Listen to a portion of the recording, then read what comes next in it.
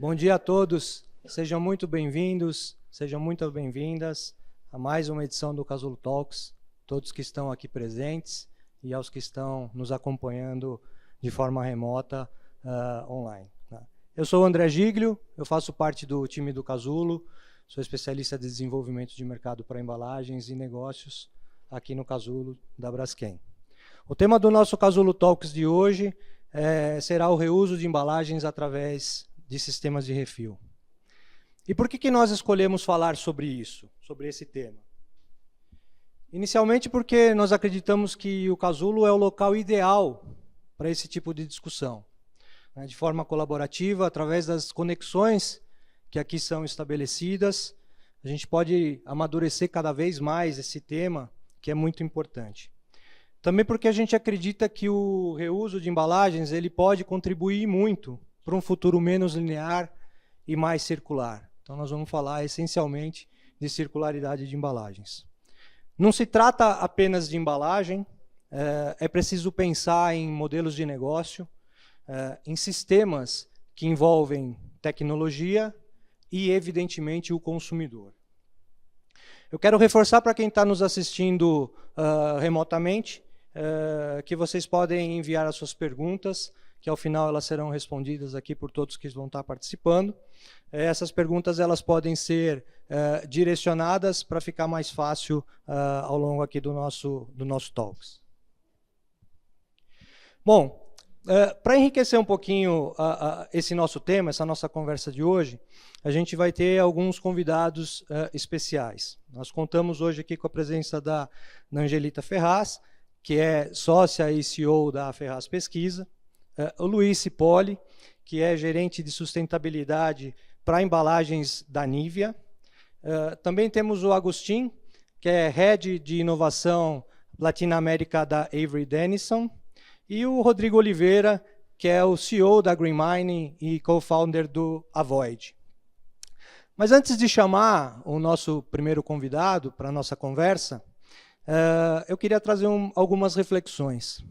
O que é reuso? Afinal de contas, o que é reuso? Uma definição interessante é o que traz um artigo da Fundação Ellen MacArthur, intitulado Desbloqueando a Revolução no Reuso, expandindo o uso das embalagens retornáveis. Esse artigo diz: sistemas de reuso referem-se, em linhas gerais, a modelos de entregas em que uma única embalagem alcança múltiplas rotações, ciclos, loops ou usos, para a mesma finalidade para a qual foi originalmente criada.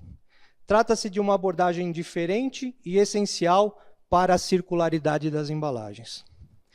Também a Ellen MacArthur ela tem um relatório específico e divulgado sobre reuso e refil, que diz o seguinte: as embalagens plásticas retornáveis elas podem gerar benefícios ambientais significativos em comparadas com as embalagens de uso único, podendo reduzir as emissões de gases de efeito estufa e uso de água em até 70% e diminuir o uso de embalagem em até 75%.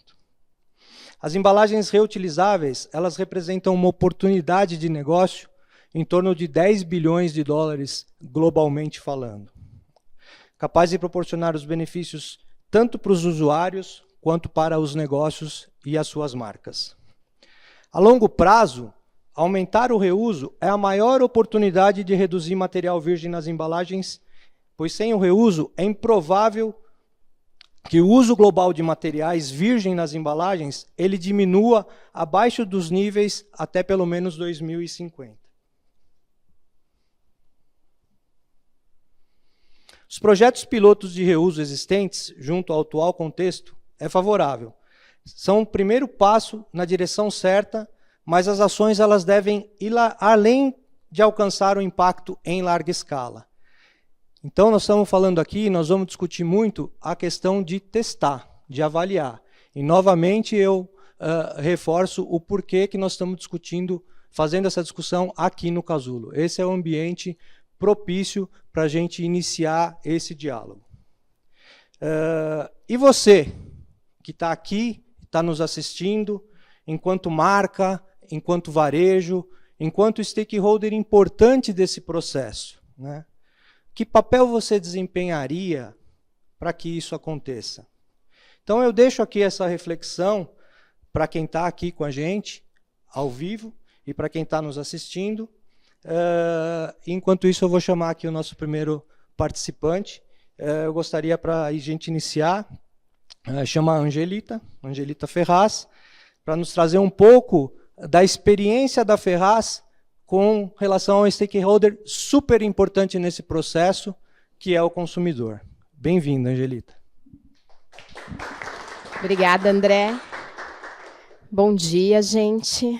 Só para trazer aqui um pouquinho, então, deixa eu só contar um pouquinho para vocês quem é a Ferraz, né? A Ferraz faz parte de um grupo, tá, de empresas, onde leva ali as soluções, né, para as empresas, mas sempre voltada para o consumidor. Então, aqui nós temos empresa que estuda o comportamento do consumidor de maneira declarada, o comportamento do consumidor de maneira inconsciente, a avaliação da satisfação do consumidor no varejo, cliente oculto e também a parte de toda essa parte de marketing e comunicação. Só falando um pouquinho aqui, quem sou eu, né? Sou uma das sócias da Ferraz Pesquisa, que é uma agência de insights, tá? Que está presente no mercado há um pouco mais de 12 anos. Sou mãe da Vitória, tenho uma filhinha de 2 anos e meio, e isso me faz repensar muito na sustentabilidade e no reuso e refil de embalagens. Sou graduada em propaganda e marketing, tenho MBA em mercado de consumo e varejo pela USP e passei por grandes empresas como Kraft Foods, Ipsos, GFK e Carrefour, tá? E vou para a NRF há pelo menos 10 anos. Para quem não conhece, a NRF é a maior feira de varejo do mundo, presente há mais de 100 anos aí, e é lá que saem as grandes tendências, seja para o varejo, mas também do comportamento do consumidor. E é lá que, pelo menos há 5 anos, a gente tem sempre alguma discussão voltada para a sustentabilidade, tá?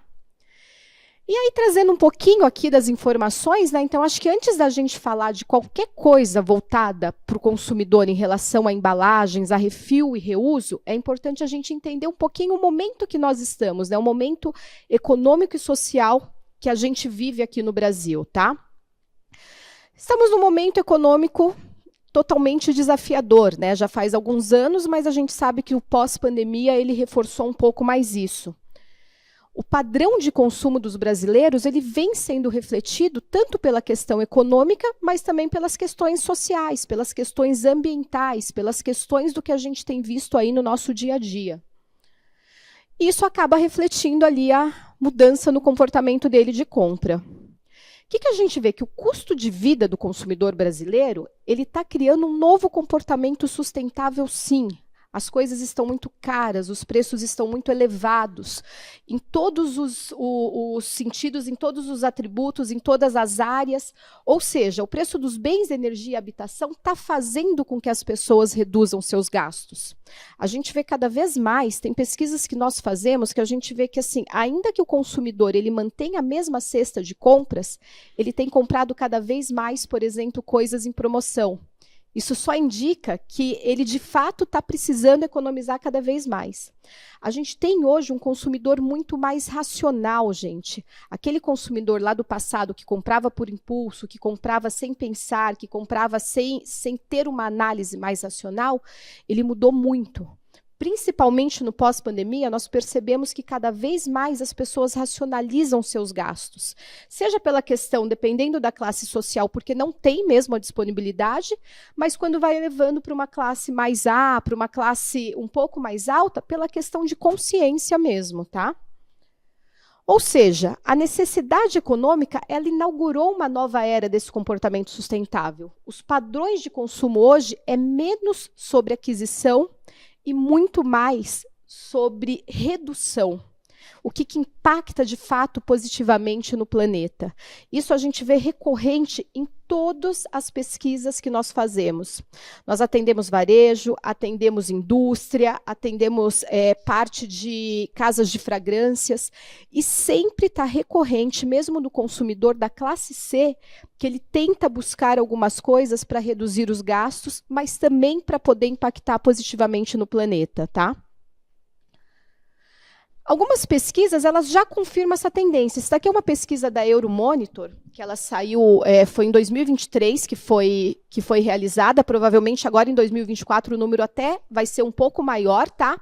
Mas quando a gente perguntava quais eram as atividades, né, que eles estavam fazendo, que eles consideravam que tinha já esse olhar mais sustentável, esse olhar para ajudar mais aí o meio ambiente, ou até para entender um pouco mais ali no novo momento econômico. E a gente vê que o consertar itens, ao invés de substituir, ou alugar itens, ao invés de comprar, pela primeira vez, historicamente, ele aparece aí com 53% quando a gente soma os dois. Mas o que chama atenção ali é essa parte de 40% já fala que procura consertar itens ao invés de substituir, ao invés de comprar um novo. Isso, inclusive, tem algumas marcas que elas já se posicionam para estimular o consumidor a consertar e não comprar. Uma das marcas, eu não trouxe aqui muita coisa sobre ela, eu trouxe outros exemplos mais voltados para a embalagem, mas uma das marcas que tem feito isso muito bem é a Patagônia. Não sei se vocês conhecem essa marca, que é uma marca de roupa, mas a Patagônia, ela passou a ter um speech onde ela fala para as pessoas não comprarem o produto dela. Muito pelo contrário, para reutilizar, para consertar, porque ela entende que o menos é mais. E, por incrível que pareça, ela acabou tendo uma lealdade nos últimos anos em relação a esses consumidores bem maior do que os outros anos. Então, já começa a ter esse incentivo dessa questão da redução, né, de consumo. 43% dos consumidores, eles declaram que eles estão dispostos a comprar itens de segunda mão. Nunca se falou tanto no e-commerce, nunca se falou tanto no reuso das coisas. Se a gente for olhar, na própria NRF, nos últimos 3 anos, a gente sempre tem alguma coisa voltado para resale. Então, a gente sempre tem alguma palestra que a gente vai entender um pouquinho do resale. Eles falam muito de vestuário, mas quando a gente vai ver, tem o resale também de outros produtos, de bolsas, de sapatos, de tênis. Por quê? Porque, mais uma vez, só confirma exatamente essa questão do reuso. Não, a gente vai chegar ali em embalagem, mas para entender como esse consumidor ele começa já a ter esse reuso num ambiente muito mais amplo. Aqui no Brasil mesmo, a gente já tem a Pernambucanas, que já tem uma plataforma de resale que tem funcionado muito bem, e já temos algumas outras empresas que estão começando também a entrar nessa parte de resale, principalmente de vestuário, já com esse intuito aí desse consumidor, além dele entrar, né, nessa questão da economia circular, mas também dessa questão da sustentabilidade. Aí eu trouxe um exemplo aqui dessa loja para vocês. É uma loja de vestuário, tá? Ela é uma loja que ela foi fundada em Copenhague em 1993, que é a Sansoi Sansoi. Essa loja, o que ela entendeu, gente? Que a partir do momento que tem essa questão do receio muito forte, ela precisa auxiliar esse consumidor a ter um processo fácil também para o receio, porque não adianta também, vou dar um exemplo, tá? Eu sou mãe, minha filha tem 2 anos e meio, tem uma rede de lojas que fala que você pode ir lá vender as roupas ou produtos infantis, e eles revendem para outras pessoas, mas você tem que ir até lá, levar, carregar tudo. Então, por exemplo, eu queria vender um carrinho, sabe aqueles carrinhos gigantes?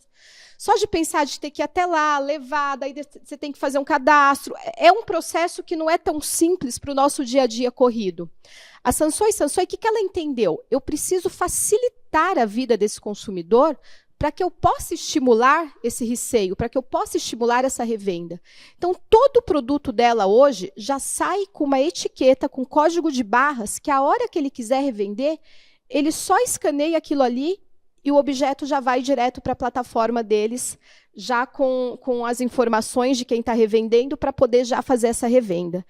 Então, são atitudes dessa maneira, né, por parte das marcas, que a gente acredita que é o que vai fazer com que esse consumidor assuma cada vez mais essa postura de reuso, de reutilização, toda essa parte de resale, né, como a gente tem dito.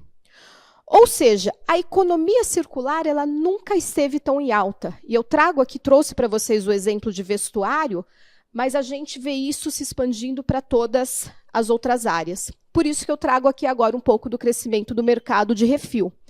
Indo por essa linha exatamente da economia circular estar muito em alta, a gente percebe que o mercado global de embalagens reutilizáveis e refil está em expansão. E tem alguns dados aí que estima-se que o mercado dessas embalagens reutilizáveis, eles vão atingir 50 bilhões até 2027. Olha essa oportunidade que a gente consegue ver aí, pensando no quão esse consumidor já está começando a ficar inserido nesse comportamento, né? E uma pesquisa realizada pela Unilever revelou que 74% dos consumidores estão dispostos a comprar produtos com embalagens reutilizáveis ou de refil. Aqui tem alguns dados que a gente não consegue compartilhar por conta da confidencialidade, mas eu posso afirmar para vocês que em todas as discussões de grupo que nós realizamos com consumidores na área de cosmética, todos mencionam o quão seria importante, o quão seria um driver de decisão se aquela marca tivesse refil daquele produto. O quanto aquilo impactaria na escolha por aquela marca e não pela outra que não tem o refil daquele produto. E quando a gente vai até para essa área mesmo de cosmética, a gente vê que é uma área que algumas marcas, de fato, já começaram com essas ações. Então, a gente vê que tem algumas marcas que elas já estão oferecendo o refil, principalmente para aqueles produtos que têm um custo-benefício melhor. Uma outra pesquisa, essa foi feita lá no Reino Unido, mas ela revela também que 61% dos consumidores, eles esperam que as marcas que eles consomem tenham práticas de sustentabilidade. E dentre essas práticas de sustentabilidade, uma das práticas, de fato, é ter o refil do produto. Então, ou seja, a gente vê que cada vez mais esse consumidor ele está mais consciente. Ele está mais consciente, ele está entendendo que isso vai ajudá-lo não só no bolso, mas também uma ajuda muito mais ampla aí, que é essa questão do planeta, essa questão ambiental.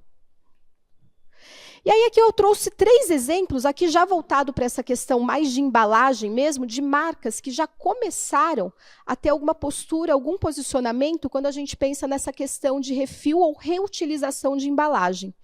A Samsung, ela anunciou que até 2025 ela vai eliminar o uso de plástico de uso único nas embalagens dos dispositivos móveis. E aí ela lançou um programa, eu não sei se alguém aqui já viu alguma coisa, mas podem buscar no Google, que já tem bastante informação, que é o EcoPack, que ele dá dicas para o consumidor de como reutilizar as embalagens. O que você pode fazer com essa embalagem que veio o teu celular? Ele dá ideias de como reutilizar. E eu até trouxe ali, porque uma das ideias é, inclusive, pegar todo aquele material que vem da embalagem do celular ou até de outros produtos e montar uma casinha para o gato, por exemplo. Então, ele passa a incentivar como ele pode reutilizar essa embalagem, esse reuso. Ele dá ideias desse reuso até para uma caixa de um celular que a gente não imagina. O máximo que a gente imagina, nós mulheres, às vezes é guardar umas bijuterias, né? Mas olha quanta coisa mais que dá para fazer. A Starbucks, ela lançou um programa agora em 2024, ainda não está aqui no Brasil, tá? Ela começou nas lojas do Canadá e dos Estados Unidos, onde ela vai oferecer desconto para os consumidores que chegarem lá com os copos reutilizáveis. Olha que interessante, ela estimula essa questão do refil, ela estimula essa questão do reutilizável e ela ainda dá uma recompensa para esse consumidor, para ele entender o quão é importante assumir esse novo comportamento. E, por último, a IKEA, esse programa dela já é um pouquinho mais antigo, ela foi uma das primeiras lá fora que lançou, onde ela compra os móveis usados, então o consumidor leva esses móveis usados, ela reforma ele e revende novamente. Então, mais uma questão aí do reuso de todos os produtos, evitando, mais uma vez, aí toda essa questão do consumo excessivo. E aí eu só fecho aqui, com as 3 palavras que eu acho que é importantíssimo para a gente iniciar, né, esse talk, que é o reutilizar, refil e repensar. Eu tenho diversos cases aqui de clientes, eu passaria 2 horas aqui contando para vocês diversos cases que a gente acompanha de pesquisa, mas como o André só me deu 20 minutos, então eu agradeço vocês, muito obrigada e fico à disposição, tá?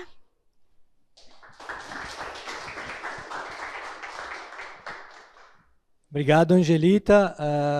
Você vai voltar aqui depois para continuar com a sua experiência. Bem legal ver como a gente precisa, de fato, colocar o consumidor no centro de todas essas discussões. Bem legal ver que está tendo essa mudança de mindset, né? Existe uma jornada aí para ser percorrida. E aí acho que tem um ponto muito importante, como é que as marcas elas fazem ou terão as suas ações para fazer esse engajamento, né? Induzir esse novo comportamento do consumidor. Então, dando sequência e já engatando com alguém que lida muito com o público, quero chamar o Luiz Cipolli, que ele é da Nivea e vai contar um pouquinho da experiência da Nivea em reuso e refil para a gente. Obrigado, Luiz. Valeu. Bom dia, pessoal. Vamos começar aqui falando um pouquinho sobre a Beiersdorf, apresentando um pouco das marcas, e aí a gente entra no tema de reuso das embalagens.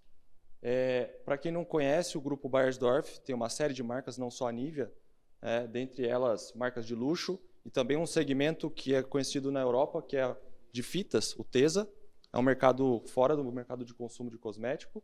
Esse é o grupo da Beiersdorf, com todas essas marcas, La Prairie, Chantecaille são marcas de luxo, aí temos outras marcas de combate, né? Nivea, Eucerin, Aquaphor, Coppertone nos Estados Unidos, também faz parte do nosso grupo.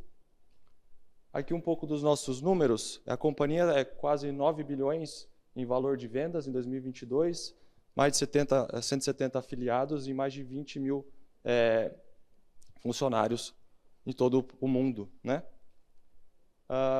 Dentro da agenda de sustentabilidade, a gente trabalha aqui com uma mandala baseada nos UDS da ONU. Então, temos... Cadê o pointer aqui? Bom, vai sem pointer. 3 grandes pilares, que é consumo, sociedade e meio ambiente. E aí, dentro desses pilares, a gente tem várias metas inclusas. Aqui, falando de metas para meio ambiente, que impacta diretamente nas embalagens. Do lado esquerdo, a gente olha consumo de material diretamente relacionado com a redução do consumo de resina fóssil, inclusão de material reciclado, e também a parte de reuso, refil e reciclabilidade. Esse é o terceiro ponto que conecta com a nossa discussão de hoje, principalmente. Principal meta a longo prazo que a gente tem, estamos com Net Zero para 2045, essa meta já foi validada pelo Science Based Targets, então tudo que a gente tem feito é olhar para material e para emissões, né? Além de todas as outras metas, essas duas são muito importantes e o Net Zero impacta em todo o nosso desenvolvimento de negócio daqui para frente. Entrando diretamente no tema de reuso, eu trouxe aqui um breve contexto sobre a parte teórica de reuso e depois alguns casos práticos da Beiersdorf, que a gente já vem testando produtos e lançando produtos na linha regular há algum tempo. Aqui só para contextualizar a parte de reuso, quando a gente fala de reuso, a gente tem duas principais vertentes, né? Ou você vai fazer o refil pelo usuário, pelo consumidor, ou seja, na casa dele, ou num ponto de envase, ou a embalagem retorna para o negócio, e essa embalagem ela pode ser tanto recolhida na casa do consumidor, ou ele vai em algum ponto e faz a devolução desse material. Todas essas opções são baseadas em novos modelos de negócio. Não é um modelo regular que a gente tem hoje de venda na prateleira. Então, demanda uma certa ação do consumidor além do normal. Então, ele tem que aprender a fazer isso. E a gente vem testando como fazer isso em alguns modelos para poder entender o comportamento do consumidor e entender como comunicar melhor com ele para que ele possa fazer essas novas ações no novo modelo de negócio. Olhando para a parte de retorno, né, no mercado, você tem algumas opções já bem estabelecidas e outras opções que são ainda nichos, são aprendizados. Por exemplo, a Loop é uma opção que existe muito na Europa, de você ter uma embalagem muito mais premium, só que ela vai e volta para a própria empresa fazer uma limpeza e refilar o produto e vender de novo. Então, o consumidor ele usa o produto, mas ele não faz o refil por ele mesmo, ele devolve a embalagem. Outro modelo que é muito conhecido no Brasil, né? Desde sempre a gente tem o casco de cerveja, que você vai lá e troca por uma embalagem cheia, e também tem a parte da Coca-Cola ou da água também, que eu vi aqui um galão de água. No Brasil isso funciona há muito tempo, essa prática de você comprar o produto, mas você tem que ir lá devolver o casco. O importante tem que ter um benefício para o consumidor em relação a custo. Não é só você ter esse modelo de vamos retornar por conta de sustentabilidade. No passado não era sustentabilidade o approach, sempre foi trazer benefício para o consumidor com relação a custo.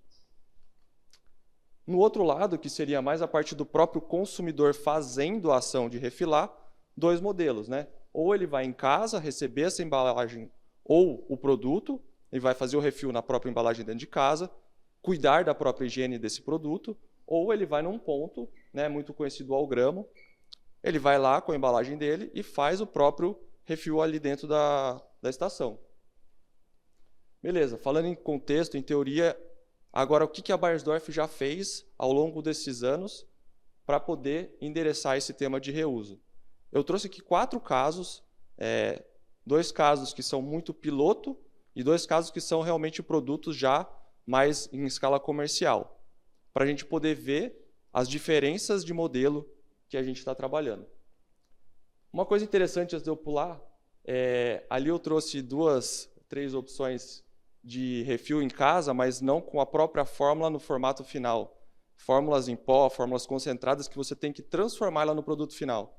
E ali você tem um grande ganho em transporte, em uso de água, uso de CO2, né, emissão de CO2, para transporte ou para a logística desse material. Mas envolve uma prática que o consumidor tem que aprender muito a fazer isso. Começando pelo caso clássico. Esse caso já está no mercado há muitos anos, né, aqui no Brasil, na Europa, em outros países.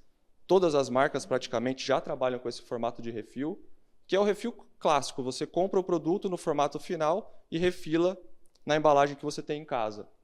Uma coisa que a gente aprendeu ao longo dos anos é que esse formato no Brasil muitas vezes acaba sendo utilizado como embalagem final pelo consumidor. Ele só faz um corte no pouch e coloca dentro do chuveiro e vai utilizando.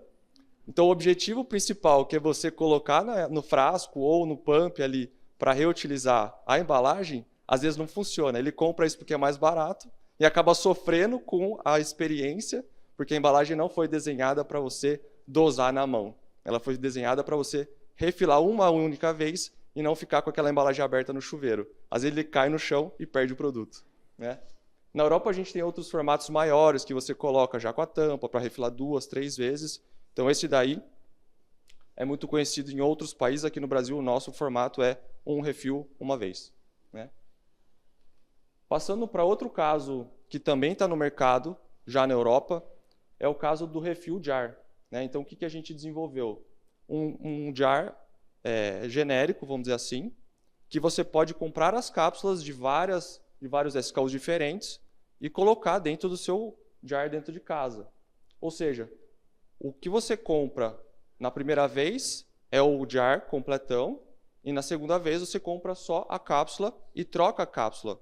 O legal desse formato é que você não tem uma questão de higiene ou segurança de produto envolvida, porque você está sempre comprando embalagem limpa, nova, e colocando só no cartridge, né, no jar, para você manusear e guardar o produto sempre fechado, né? A gente tem aprendido muito com esse formato no ponto importante que é, o consumidor está comprando porque o refill é mais barato ou porque é sustentável? Essa que é a dúvida que a gente sempre tem. E nesse caso a gente aprendeu que se não tem uma diferença de custo importante, muitas vezes ele não vai recomprar a cápsula. Porque às vezes se a cápsula e o jar têm um custo muito próximo, ele vai optar pelo comprar já o jar de forma completa no final. Então, são aprendizados que a gente vem tendo ao longo do tempo para poder, no futuro próximo, desenhar mais para reuso os produtos e que o consumidor tenha o real benefício, tanto de sustentabilidade quanto atrativo em custo, para selecionar na hora da compra o refill. O terceiro caso que eu trouxe já entra nos casos de piloto. É um novo produto para você comprar em um formato distinto. Então você vai comprar um tablet que vai ser transformado no final do dia em uma fórmula de sabonete líquido. Então você não compra o sabonete líquido, você compra um tablet e dilui ele na sua casa. É um formato que foi testado na Europa, num país, para a gente realmente coletando aprendizados de como o consumidor entende isso e como que é a experiência de compra e de transformação da cápsula, né, do tablet, em produto final. Você precisa esquentar a água para poder dissolver, você precisa chacoalhar, você precisa que o consumidor faça uma série de coisas que hoje não está acostumado a fazer. Então, não necessariamente é tão simples. Demanda um certo tempo para que isso consiga evoluir. Por isso que a gente tem testado o mercado justamente para aprender e depois aprimorar o formato para que ele seja realmente um produto de sucesso, né? Então é um caso que a gente testou o mercado e estamos aprendendo para remodelar no futuro. O último caso que eu trouxe aqui é um caso que também é um caso de teste. A gente desenhou essa máquina na Europa justamente para entender o hábito do consumidor. Você precisa ir na loja, você precisa levar o seu frasco, você tem todo esse processo para poder fazer o refill. E você precisa que os parceiros do retailer, né, as lojas, aceitem ter essa máquina, aceitem fazer a recarga desses produtos, fazer a higiene da máquina. Então, é um modelo que a gente colocou no mercado para aprender. Esse aqui nunca foi o objetivo de ser o produto final. Ele nasceu como um piloto para aprender e evoluir. Como que ele funciona? A ideia é que você vai na loja com o seu próprio frasco, ou se você não tem, vai lá na primeira vez, compra um frasco novo, escolhe a fórmula que você quer envasar e imprime a etiqueta. Essa etiqueta é impressa na máquina direto, gera um código de barra, e essa etiqueta vai servir como rastreio para nas próximas vezes a própria loja saber quantas vezes você já refilou. Por quê? A gente desenhou que poderia ser refilado no máximo 3 vezes. Essa embalagem, como não era um produto realmente para refil, a gente desenhou, vamos selecionar 3 vezes refil, porque a gente não sabe como o consumidor vai fazer a higiene. Essa máquina não considera sanitização, ela é só refil. Então, como que a gente garante que o consumidor está sempre com um produto bom, sem risco de microbiologia ou segurança, qualquer coisa desse tipo? Então, nesse momento, foi uma escolha. Não, vamos refilar 3 vezes e rastreado por essa etiqueta, né? Isso aqui foi um piloto na Europa, em poucas lojas, justamente para aprender. Foi coletados muitos aprendizados. Ainda não tem o relatório final sobre esse projeto, mas que é justamente o link que a gente faz. Depois, aqui hoje no final, vocês vão poder participar de uma experiência de uma máquina que tem a mesma ideia, que é você levar o seu próprio frasco e fazer um refill. Então, dentro desse cenário, a ideia de hoje era realmente isso, trazer casos e experiências que a Beiersdorf tem, tanto de produtos já bem conhecidos, quanto de novos testes que a gente vem fazendo para desenhar novos produtos no futuro que sejam amigáveis para reuso e que o consumidor entenda como funciona. Legal? Aqui, para quem quiser saber mais sobre a Beiersdorf, quem estiver procurando alguma oportunidade, o nosso link de Open Jobs, e conecta aí no LinkedIn para a gente se manter atualizado. Obrigado.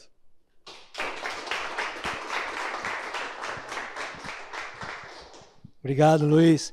Obrigado pelas contribuições aí. Bem legal ver as experiências da Nivea, inclusive investindo em teste, né, em piloto, para entender consumidor, para entender jornada de consumidor. E aí a gente vê também aqui já algo de tecnologia, né? Então, assim como eu comentei no começo, não é só embalagem, né? Acho que é um sistema. E quando a gente fala de sistema, a gente inevitavelmente passa por tecnologia. E aí, Agostinho, chega aqui, vem contar um pouquinho para a gente o que a Avery tem feito, as experiências nessa questão de tecnologia, de smart packaging. Obrigado. Obrigado, gente. Primeiro que nada, eu não sou brasileiro, então vou tentar falar em português o melhor possível. Se a gente não consegue entender, por favor, me param e falamos melhor ainda. Eu sou o Agostinho Stamparin, sou líder de inovação para a América Latina na Avery Dennison. E eu gostaria de falar, como falaram recém, que a tecnologia vai ser vai ser algo muito importante para estes sistemas de reuso e refill. Por quê? Porque as pessoas estão totalmente conectadas com seu celular e com outros dispositivos que utilizam todo o tempo. A gente, com a Angelita, falou muito de produtos físicos, não? O que está acontecendo com os produtos físicos. E aí eu queria trazer a história da Avery Dennison para mostrar como está mudando todas essas empresas para ir de un mundo físico para un mundo digital. Avery Dennison nació hace 90 años con una innovación que fue el rótulo autoadhesivo. Y durante 90 años estuvo enfocada en el mundo físico, en hacer rótulos, en embalaje, en decorar diferentes productos y embalajes. Y há quase 10 anos, mais ou menos, a gente começou a trabalhar no mundo digital e em como tentar que esses produtos físicos tenham uma vida digital também. Então, trouxemos um conceito que já está muito falado em todo o mundo, que é as embalagens conectadas. E como por meio de um produto físico, um componente digital, que pode ser qualquer, QR Code, NFC, RFID e outros, e uma plataforma digital, a gente consigue que esse produto passe de ser físico a ser digital, passe de ser físico a ser digital, e que toda essa interação entre o produto, o componente digital e a plataforma, a solução digital, consiga gerar uma interação entre o consumidor e a marca, e que a marca e o consumidor estén todo o tempo conversando entre eles através desses produtos e desses embalagens. Então, o primeiro que queria trazer para vocês é que tipos de componentes digitais a gente pode utilizar, sobretudo para reuse and refill. E aí temos o primeiro, que é o QR Code, que é o componente digital. Não é digital, mas termina sendo digital. Mais conhecido pelas pessoas. Não? Aí a gente não tem barreira de entrada, as pessoas olham um QR Code e já conhecem e sabem o que tem que fazer, pegam no telefone, faz a leitura e conseguem ir para onde as marcas querem levar aos consumidores. Tem um custo muito baixo, mas se não é serializado, tem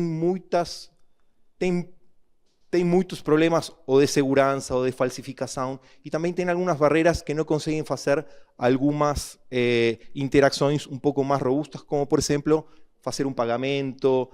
As pessoas com um QR Code quizás não vão a querer fazer um pagamento por questão da segurança. O segundo componente é o NFC. Quizás para algumas pessoas não é tão conhecido. O NFC, você pode olhar em seu cartão de crédito. Todos os cartões de crédito hoje têm NFC e é muito utilizado para fazer experiência de consumidor. Depois vou mostrar uns vídeos que tem aí experiências com NFC.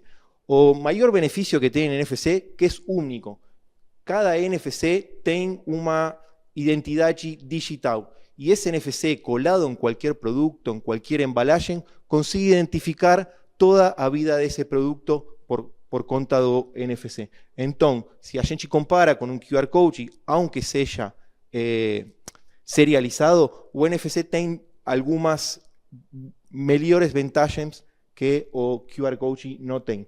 Ademais, permite algumas aplicações mais sofisticadas, como pagamento, como rastreabilidade, como geolocalização, que o QR Code em algumas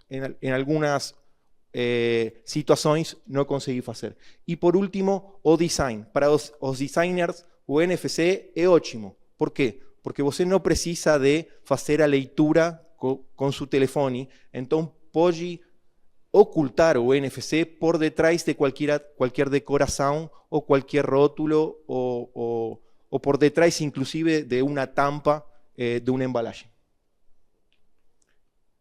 E por último, um componente digital que a gente fala, sei lá, 20 anos atrás, mas que vem um pouco mais devagar, é o RFID.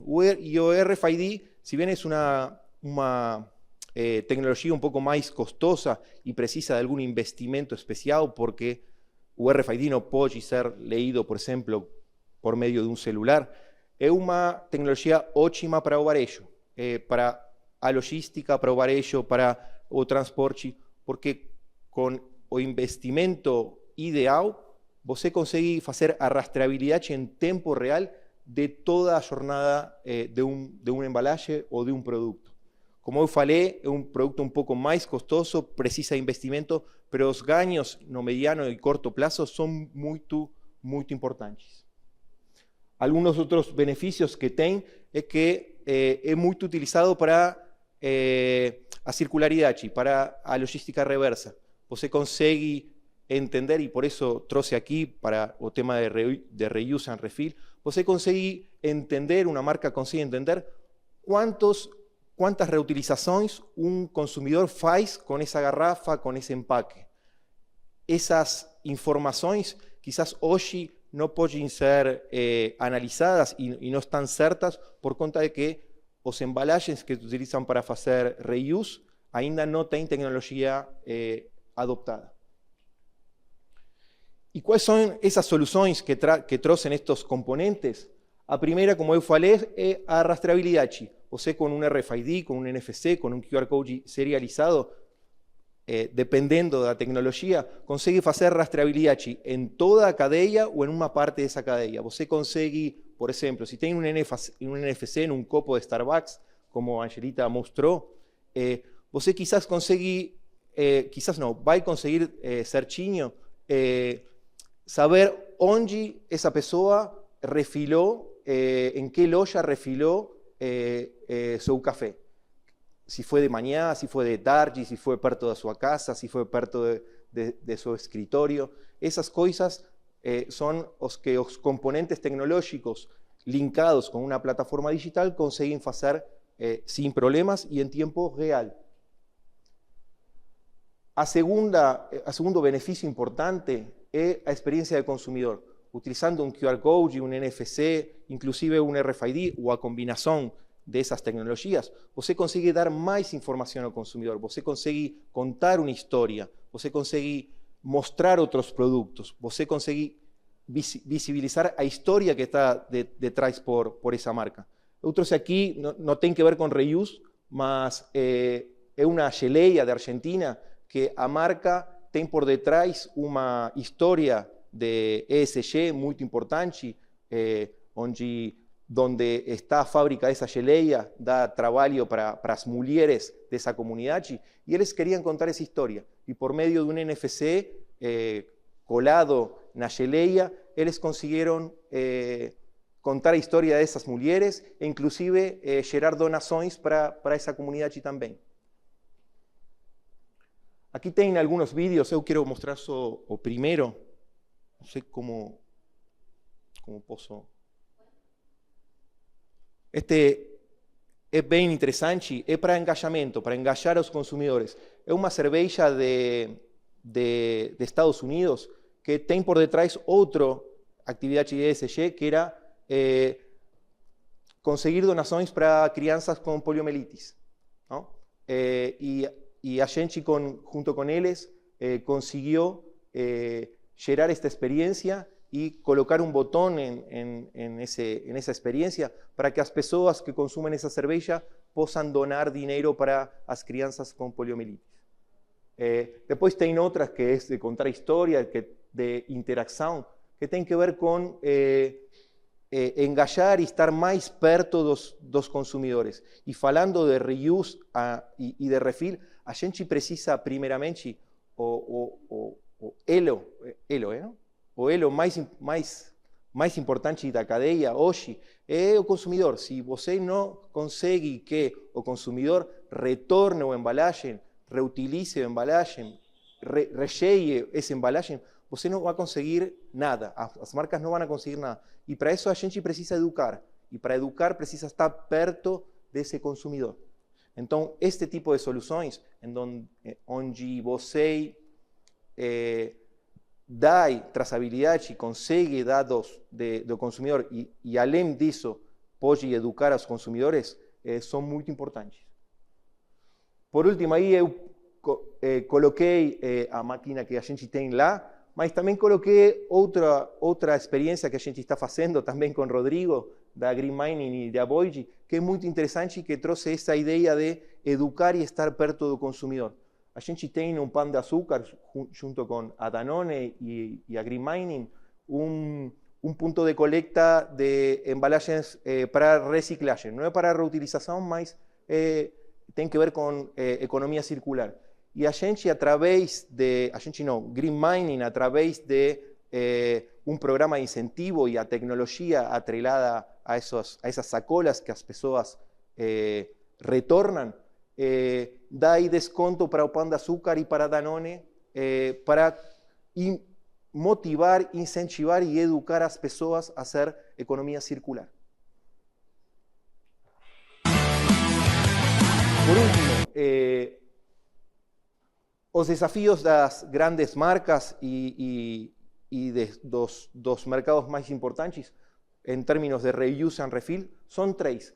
A primeira é que os consumidores, como a Angelita falou, têm uma motivação por escolher essas marcas que se percebem como mais sustentáveis, não? Aí eu tenho aí dado mais ou menos parecido ao que apresentou a Angelita, que é os 73% dos millennials, as pessoas entre 30 e 40 anos, mais ou menos, poderiam pagar mais por produto que se percebe mais sustentável. É uma oportunidade gigante para as marcas, mas para isso as marcas têm que conectar e têm que trazer novas iniciativas e novas soluções que tenham que ver com a sustentabilidade. O reuse, refill e a retornabilidade das embalagens é uma oportunidade bem grande. O segundo desafio é a diferenciação. As marcas precisam ser diferenciadas versus seus concorrentes. E para isso a experiência do consumidor e estar perto de todos esses consumidores é uma solução bem bacana. E por último, os processos de retornabilidade ou de reutilização são complexos para as marcas. Hoje, as marcas tentam fazer isso, mas não têm dados que possam utilizar para melhorar seus processos de retornabilidade. Soluções como a Voyage, como a Green Mining, como as que apresentou Nivea, dão esses dados para que a gente comece a andar em círculo virtuoso para melhorar esses processos e que cada vez seja menos costoso fazer economia circular. Por último, o que eu queria trazer aqui, ponto que quizás não vamos falar muito hoje, mas que é a inteligência artificial. A tecnologia linkada à inteligência artificial, estes componentes digitais linkados aos produtos, aos embalagens e linkados à inteligência artificial, vão a permitir às marcas e aos consumidores a poder fazer que a tomada de decisões deles seja muito mais rápida, muito mais eficiente e muito mais eficaz. Por último, para as pessoas que estão aí olhando online, assistindo online, a gente vai fazer uma demonstração aqui, mas deixo o QR Code para que eles possam fazer a leitura e ter quase a mesma experiência que a gente vai ter aqui, vão poder conseguir olhar desde seu celular. Assim que muito obrigado, prazer estar aqui com vocês e deixo aí com André.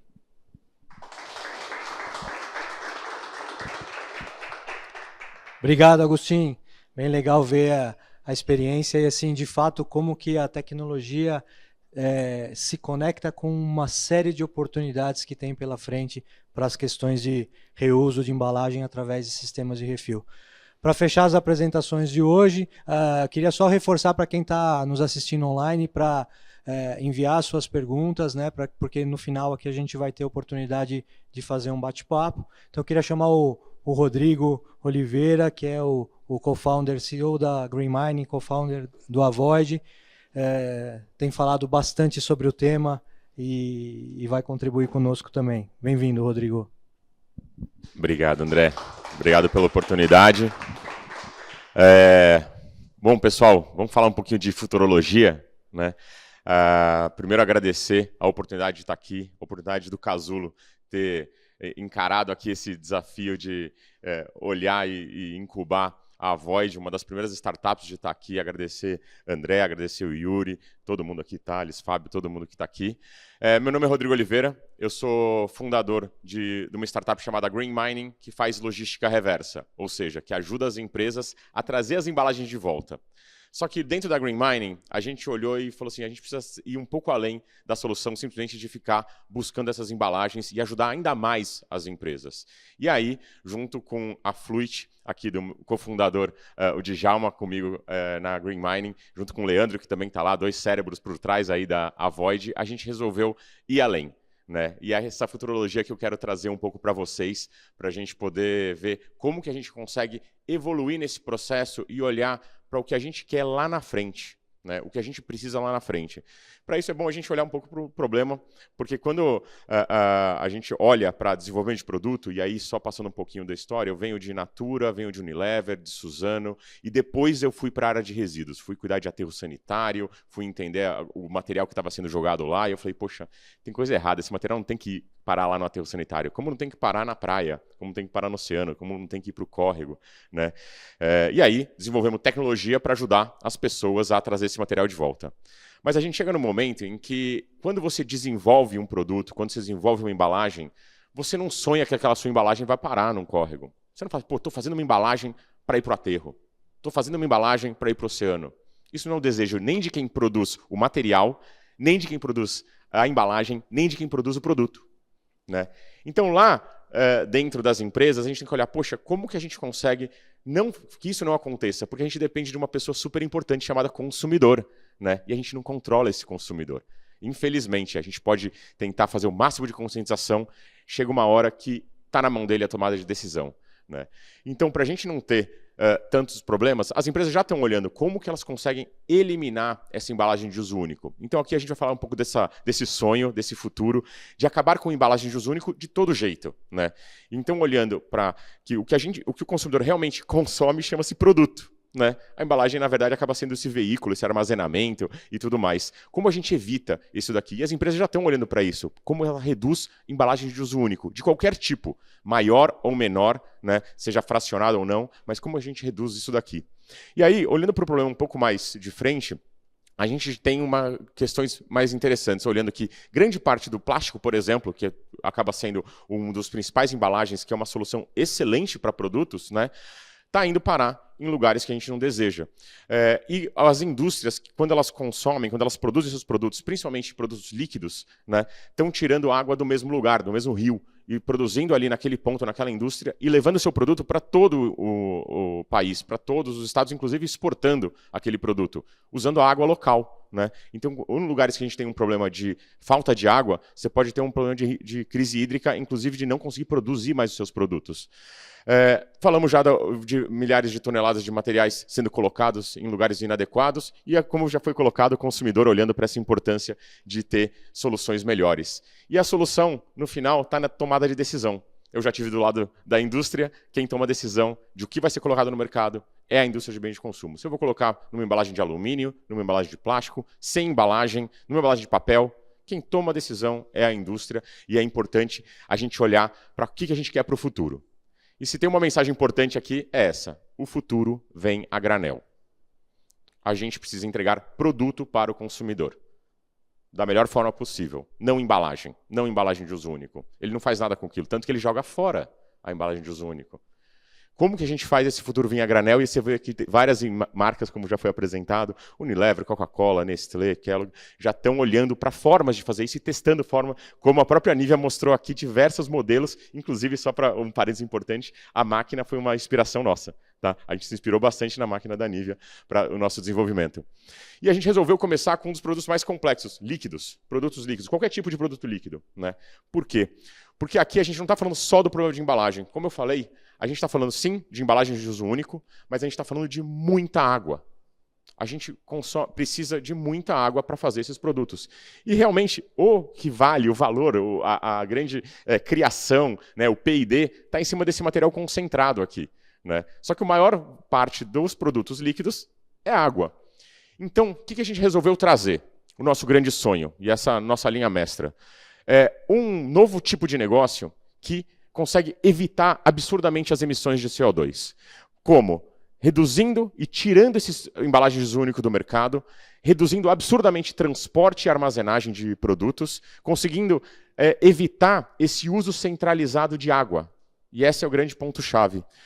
E, naturalmente, quando você não tem transporte, quando você não tem armazenagem, quando você não tem embalagem de uso único, o que é a consequência direta? Você reduz custo. Você não está gastando com gasolina, você não está gastando com diesel, você não está gastando com novos materiais. Então você consegue melhorar sua competitividade e atuar no órgão mais sensível do consumidor, o bolso. E é ali que a gente consegue mudar o nosso jogo. Então a gente pretende trazer uma solução que é mais lucrativa para a indústria. Então why not para o nosso CFO poder falar assim, não, esse produto realmente ele entrega mais margem, vamos fazer isso acontecer. Mais competitivo, você vai ter um preço melhor para o consumidor poder fazer esse refil e ter esse trabalho um pouco adicional e, obviamente, reduzir o impacto no meio ambiente. Qual que é a grande visão da solução? Ciclos fechados, né? Eu olho um pouco para aquela borboleta da Ellen MacArthur e eu trago um pouco, se a gente vai buscando aqueles ciclos ali, a gente está fazendo isso daqui um pouco. A gente pensou em 2 ciclos principais. O ciclo de distribuição, né? Onde a gente leva os concentrados para o ponto de venda, que acabou de mudar o seu nome, virou o ponto de refil. E nesse ponto de refil, o consumidor leva a sua embalagem e vai circulando. Chegou no momento de 3 usos, 10 usos, 24 usos, a máquina fala, olha, putz, você já usou o suficiente, deixa aqui sua embalagem, a Green Mine vai pegar e vai reciclar, e o restante você pega uma nova para continuar fazendo os ciclos. Então você consegue ter os ciclos fechados até para o fim de uso daquela embalagem de reutilização. E o bacana é que ela sempre vai ser mais lucrativo, mais barato para o consumidor e mais sustentável. Então ele é um ganha-ganha. E é essa modelagem que a gente foi desenvolvendo, né? Onde está um dos grandes ganhos que eu quis comentar aqui? Hoje, uma produção aqui em Guarulhos que leva o material, um refrigerante lá para Brasília, está trazendo a água aqui do rio, que passa ali do lado de Guarulhos, consumido ali e levando para ser tirado dali e levando para ser consumido a 700 quilômetros dali, aquela água. Faz sentido a gente transportar água? Quando a gente olha para um caminhão de refrigerante, por exemplo, a gente está falando que ele está andando com 90%, 85% de água.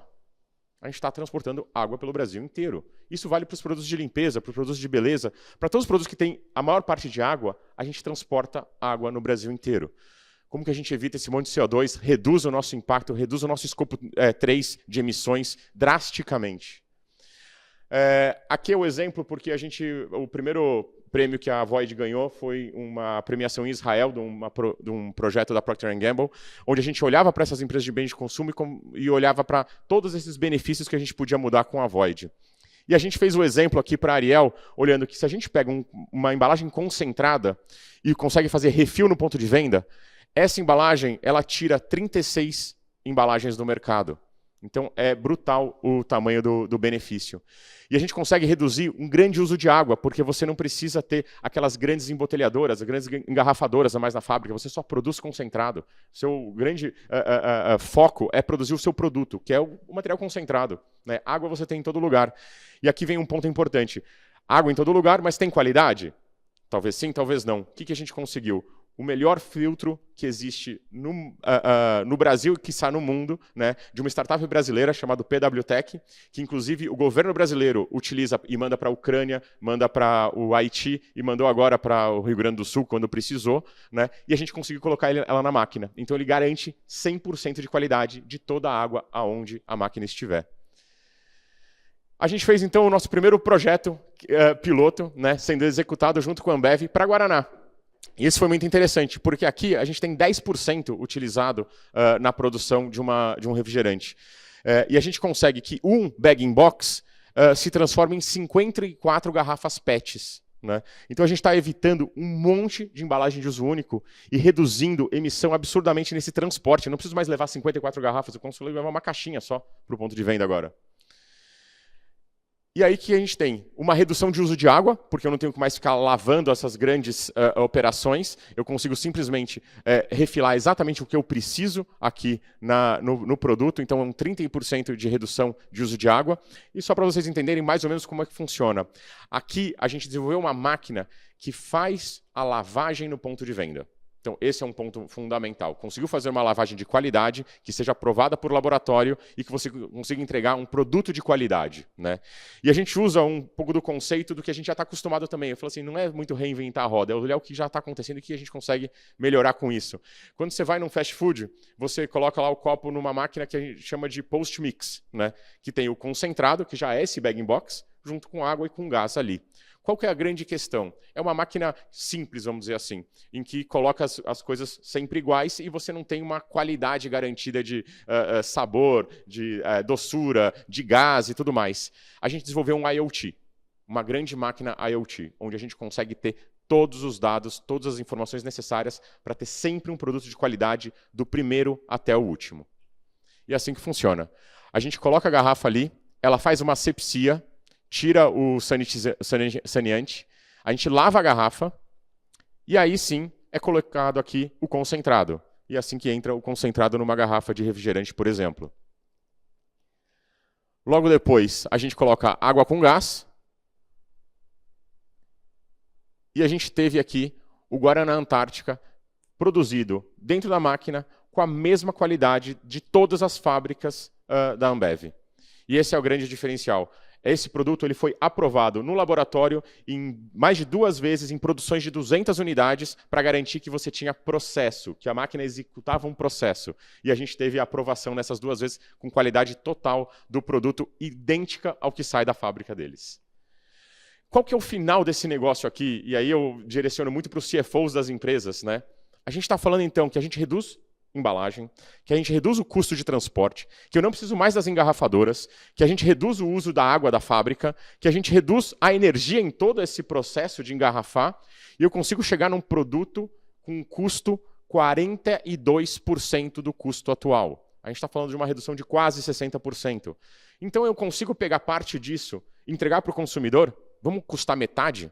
Ao invés de você ir lá, ao invés de ter um produto de R$10 com embalagem de uso único, custar R$5, o mesmo produto com a mesma qualidade com a minha marca, e eu consigo entregar parte disso para o varejo, e o varejo ganhar mais do que ele ganha hoje com a embalagem de uso único, e eu, empresa, ganhar mais, eu posso pegar esses outros 10% e dividir entre o varejo e a indústria, então ter um produto mais lucrativo, mais barato para o consumidor, simplesmente porque eu uso menos recurso. Né? E aí é o que é o princípio da sustentabilidade, usar menos recurso, custar menos, gerar esse benefício para toda a sociedade. A gente fala que a gente tem aliados e não competidores, né, nesse ramo, porque é muito novo e é o que o Luiz falou, né, tudo sendo muito testado, entendendo qual é a melhor solução, entendendo o comportamento do consumidor ali. Só que a gente entende que a gente consegue entregar um preço menor do que a concorrência, porque o que existe grande parte de refil hoje é um fracionamento. Então, produto acabado sendo levado para o ponto de venda, que você coloca um galão grande e vai dividindo nas embalagenzinhas que o consumidor vai fazendo. A gente, com o post-mix, a gente tem esse grande benefício que eu mostrei de transporte envolvido e armazenamento envolvido. E consegue fazer uma circularidade perfeita. Eu não preciso devolver a embalagem vazia para ser refilada, para ser retornada para a indústria fazer um novo produto e devolver de novo para o ponto de venda. Né? É tudo feito no próprio ponto e a embalagem é do consumidor. Aqui um pouco, falando do go-to-market, e aí mais uma vez agradecendo nossos 2 primeiros parceiros estratégicos, Ambev e Braskem, que investiram e confiaram aqui para a gente fazer esse desenvolvimento. Faço o convite para todas as indústrias que quiserem fazer parte, é um processo de desenvolvimento, e eu falo muito da indústria farmacêutica. Né? A indústria farmacêutica investe muito tempo e dinheiro e recurso em novos medicamentos para cuidar de dores, para cuidar de problemas da saúde. O mundo está com uma dor grande aqui, o mundo está doente. Né? A gente precisa fazer um investimento para desenvolver esse futuro, para reduzir esses impactos que a gente está fazendo. E aqui temos também a Avery Dennison como parceiro estratégico, aqui como o Agostinho mostrou, dos potenciais que a gente tem para fazer o reconhecimento das embalagens inteligentes. Então, lembrando, toda essa embalagem é uma Smart Bottle, onde você tem o NFC, em que você se conecta com ela para saber quantas vezes você usou, e a máquina poder falar, olha, parabéns, você já usou aqui 25 vezes a embalagem, deixa ela aqui do lado que a gente vai reciclar, pega uma nova. E ter informação de validade, que é uma coisa que a gente vai ter que discutir com a Anvisa, discutir com regulação e tudo mais, mas que é possível ter graças à tecnologia, né? Conectar embalagem, consumidor e máquina. Obrigado, pessoal. Esse aqui é o time aí que todo envolvido, né? Estou aqui, eu e Djalma representando, mas tem uma galera aqui por trás super importante para fazer as coisas acontecerem. E aqui a gente coloca, vamos expandir, vamos pensar em todas as oportunidades, qualquer produto líquido, estamos super apto aí para a gente pensar e olhar. Obrigado, pessoal. Essa é a Void. Legal, Rodrigo. Obrigado por dividir conosco e reforçando que essa colaboração toda, esse convite que o Rodrigo fez aqui, melhor lugar para tudo isso acontecer é no Casulo. Agora vou chamar todos aqui, a gente vai iniciar a parte de perguntas e respostas. a gente começa com, se a gente tiver pergunta online, tem alguma coisa aí? Tá, então deixa eu me preparar aqui.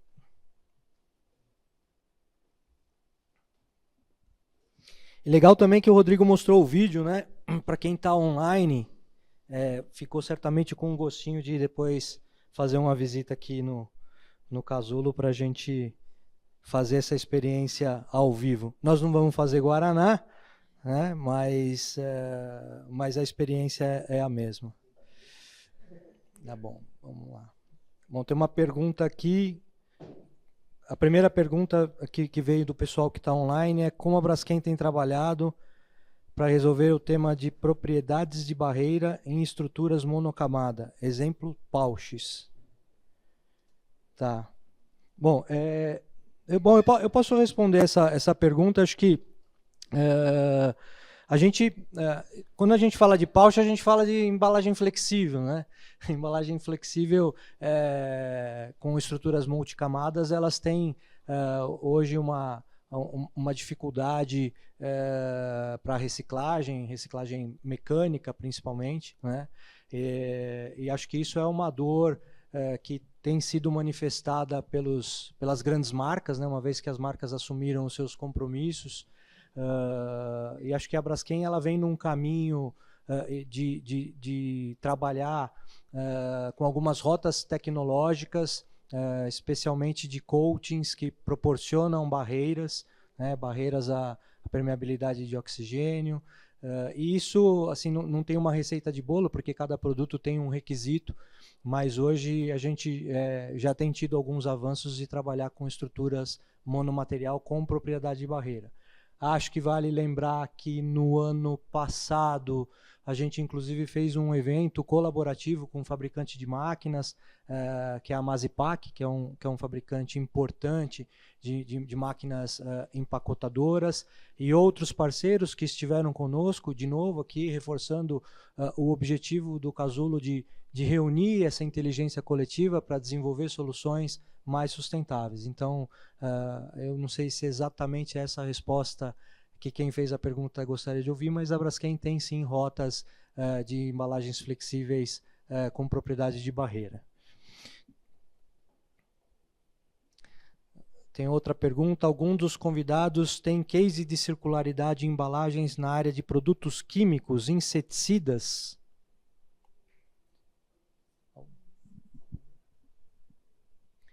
Bom, não tem. Quem perguntou, vem dividir a dor aqui, vamos trabalhar junto, porque, de novo, é um tema novo, as tecnologias elas podem contribuir, acho que para endereçar os temas, e acho que a gente está aberto para discutir esses desafios. Uma pergunta direta para o Luiz. Qual a porcentagem de ganho no processo de uma cápsula versus o jar? Do projeto que você trouxe, você tem essa informação que você pode dividir do ganho? Eu estou entendendo que está falando ganho no processo, mas talvez acho que esteja relacionado mais acho que ao custo final, talvez, daquela questão que você acho que até comentou, né, de que se o consumidor não vê tanta diferença no preço final do produto, ele acaba não optando pela solução só do refil, né? Ele acaba comprando o produto como um todo, né? O componente total. Mas se houve também de processo, Luiz, fica à vontade. Primeiramente, o principal ganho que a gente tem ali é uma redução de peso muito significativa, né? Quando você fala de um jar e em relação a uma cápsula, a gente está falando de quase 90% de diferença entre o peso do refil e o peso do jar final. Principalmente porque o jar ele é desenhado para viver, para ter um ciclo de vida longo. Então a cápsula ela é muito otimizada para ser muito leve no transporte e ter o mínimo necessário para entregar o produto até o jar. Ela não é feita para ficar em exposição em qualquer que seja o ambiente. Então esse ganho significativo traz outros ganhos dentro da cadeia produtiva, principalmente na hora que você fala de transporte. Você otimiza demais a carga dentro da caixa secundária e depois no caminhão. Então você tem um ganho enorme aí na parte de distribuição e emissão de CO2. Outro ganho também, que ainda é um desafio, é trazer o custo para uma redução significativa entre o refil e o jar. Esse é um desafio porque não necessariamente o processo produtivo da cápsula é mais barato do que o processo produtivo do jar, né? Você tem que adaptar as linhas e muitas vezes o investimento é alto para que essa cápsula seja feita dentro de casa e não num terceiro no primeiro momento. Toda vez que você está falando de uma produção num terceiro, você tem um fator de custo agregado aí para trazer esse produto para o mercado. Um exemplo muito grande disso daí é o próprio refil do pouch. Muitas vezes o preço por litro do produto não é tão distinto, não é tão menor com relação ao produto do regular, justamente por conta disso. Você está falando de uma embalagem flexível, para investir numa máquina, para fazer essa produção in-house, muitas vezes o volume tem que ser muito grande e aí a conta não fecha. Então, quando você vai para a gôndola, é muito difícil você colocar um preço muito menor do que a embalagem regular. Então, esses são grandes desafios que o consumidor às vezes não tem essa visão, mas que para a indústria é muito difícil balancear para que o refil seja muito mais atrativo em relação ao custo. Entendo que nessa linha a indústria está ainda bastante aprendendo, vamos dizer assim. Legal, Luiz, obrigado. Tem uma pergunta para o Rodrigo.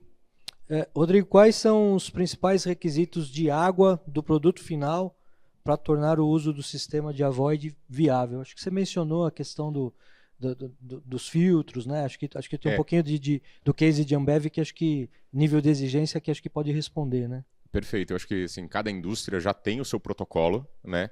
E a gente segue os protocolos da indústria, né? Então é como se a máquina fosse uma mini fábrica, a gente considera isso. Então agora nesse último projeto também, junto com o Pepsi, a gente pega quais os requisitos deles. Se a gente for fazer com a Nivea, a gente vai pegar os requisitos da Nivea de água e tal, precisa ter esse nível de qualidade, e a gente vai atender aquele nível de qualidade que cada indústria pede para a sua marca. A parte boa é que hoje a visão em que as indústrias têm, que elas captam o recurso, né, água nos rios, já tem que fazer uma transformação dentro da fábrica para ter ela qualidade para colocar no produto, já é viável fazer isso em pequena escala no ponto de venda. Então essa é a parte boa que a Void consegue destravar, não só para ter uma água de qualidade, mas principalmente para lavagem. Né? Um ponto importante que a gente coloca é que a lavagem ela faz todo esse processo ser possível. Legal. Acho que não tem mais nenhuma pergunta online. Alguém tem alguma pergunta aqui que tá, pessoal que está presente aqui? Pode fazer a pergunta, Bruno.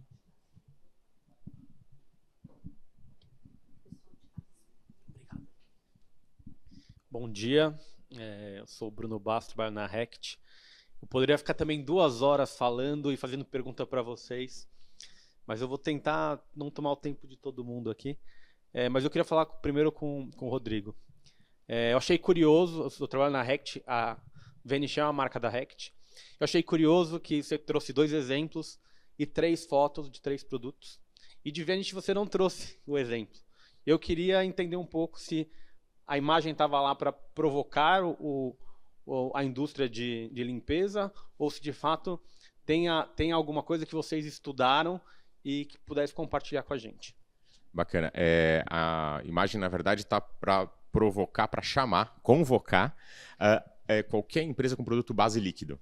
Né? Então, se você tem uma empresa, uma indústria que tem uma base líquido, vem para a Void. Né? Vamos sonhar junto, vamos olhar para esse lugar onde Vanish vai ser feito como se a gente faz um tap de cerveja, a gente vai colocar lá o Vanish no ponto de refil e vai ter um Vanish novo, perfeito, igual ele já está. Né?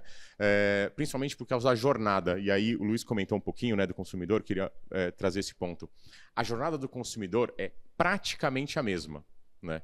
Ele já vai no ponto de venda, já coleta lá produtos com embalagens. Né? A única coisa que ele vai ter que fazer é levar a embalagem também. Né? Ele sai do mercado, né? A foto de um consumidor saindo do mercado, cheio de sacola, cheio de embalagem, cheio de produto dentro. Né? Então, se a gente levar essas embalagens já para o mercado, só fizer o refil. Entendeu? Então é uma visão, na verdade, para qualquer produto líquido, né? Que Vanish seja o próximo ali no próximo pipeline. Se vocês me permitem, só para dar uma continuidade, porque o universo de alguns mercados, como de limpeza, às vezes não é tão simples quanto se imagina só uma mistura simples de produtos. Né? A gente tem um time de desenvolvimento muito grande e a concentração de alguns produtos, até pela fórmula, às vezes é bem complicado.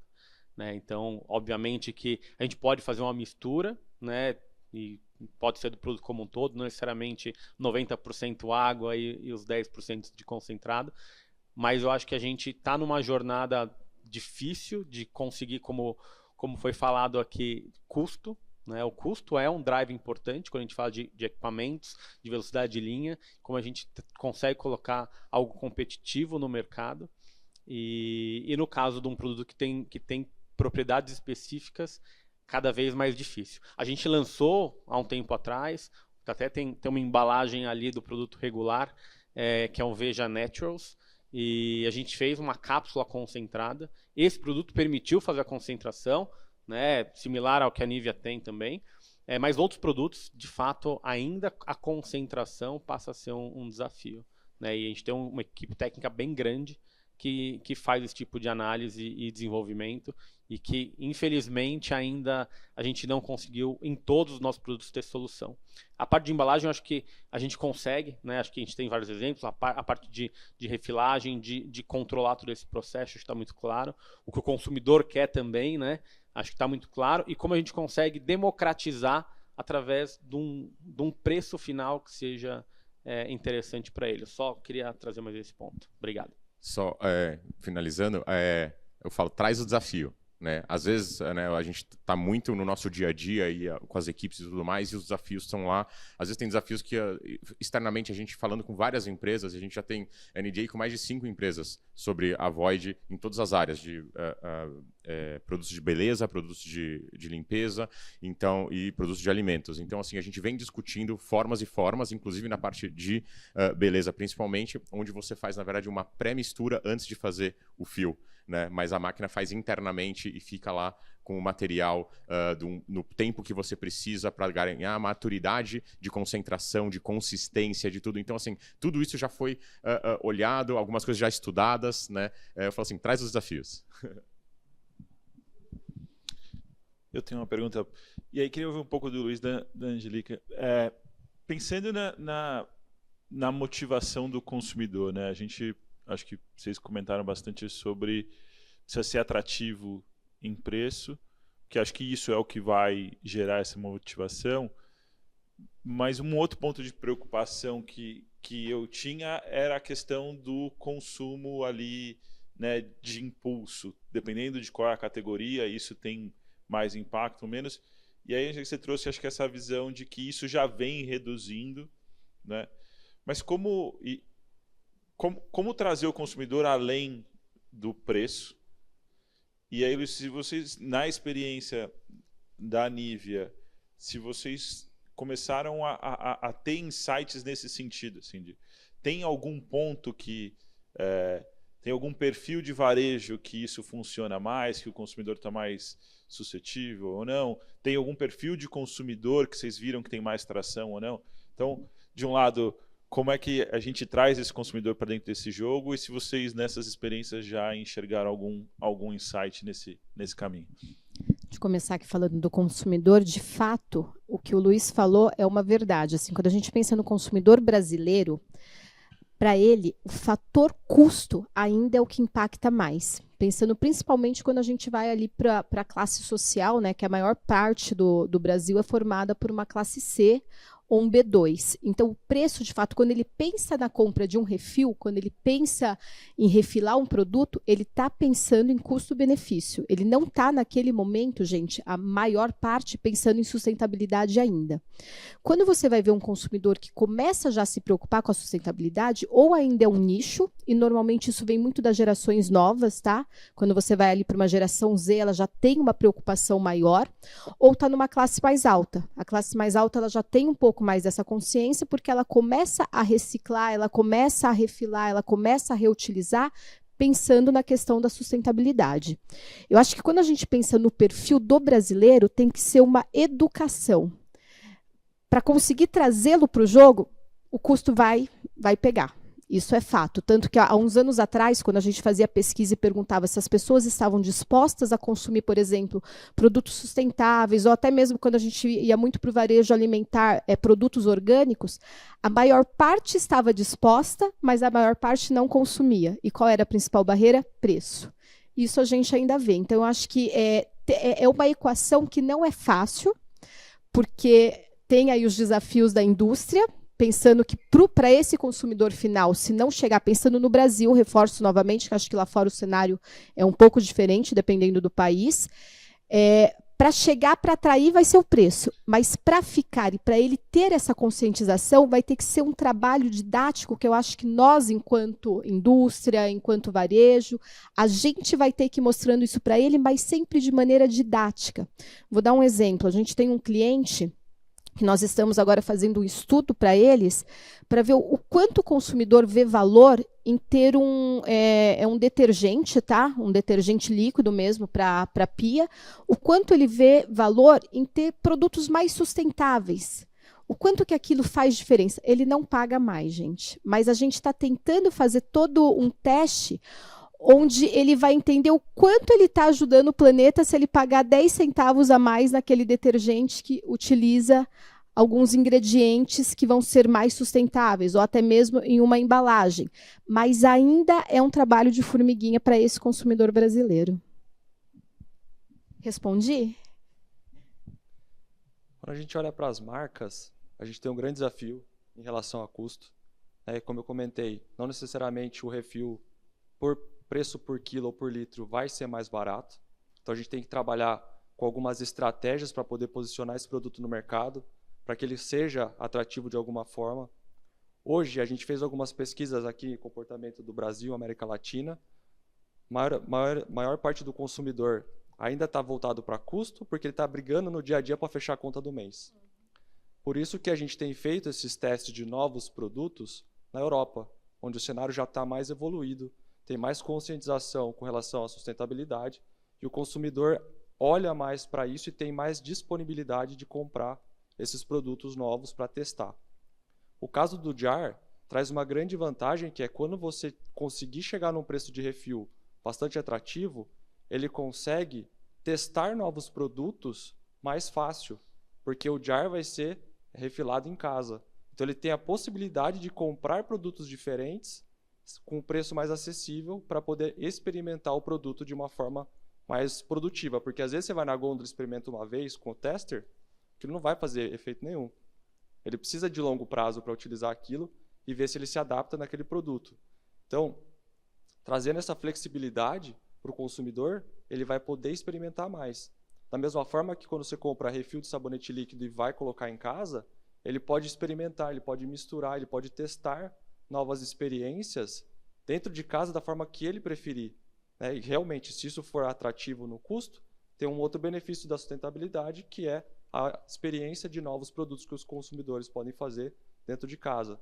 Então, olhando para esses cenários, a gente ainda tem muito para evoluir, para conseguir tornar ele realmente acessível na prateleira e mostrar para o consumidor esses benefícios adicionais para que a sustentabilidade venha embarcada, porque não necessariamente, no curto prazo, os consumidores vão estar dispostos a pagar por sustentabilidade.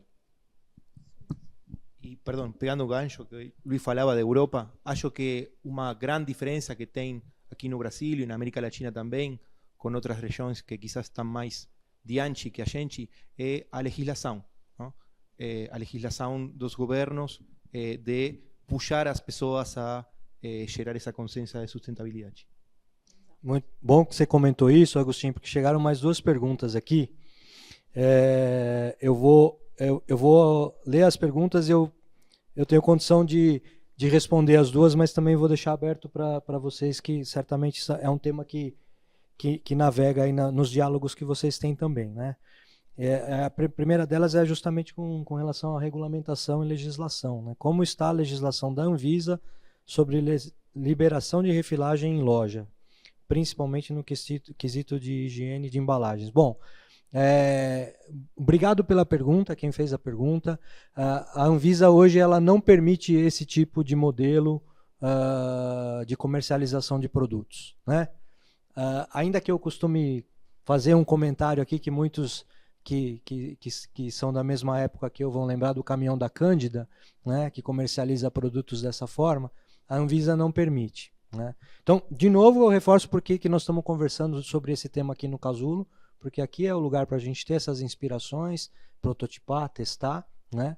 Mas esse tema de regulamentação junto à Anvisa é extremamente importante, e a Braskem tem acompanhado isso. Nós temos um time de regulatórios que deve estar nos assistindo online, acompanhando o tema. Esse tema está na pauta, na agenda da Anvisa para o próximo ciclo de 2 anos, né? Certamente as marcas que foram mostradas aqui, que estão avaliando esses tipos de modelos de negócio, de sistemas, né, também têm abordado a Anvisa com relação ao tema. Então, esse momento de discussão vai chegar.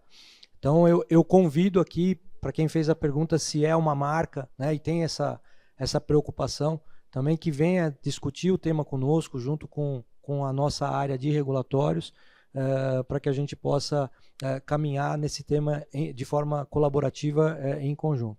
A questão da higienização, né, especificamente, é um tema que já foi abordado aqui, né? O próprio Luiz comentou que a experiência que eles tiveram ali na Alemanha não proporcionava a questão da asepsia da embalagem.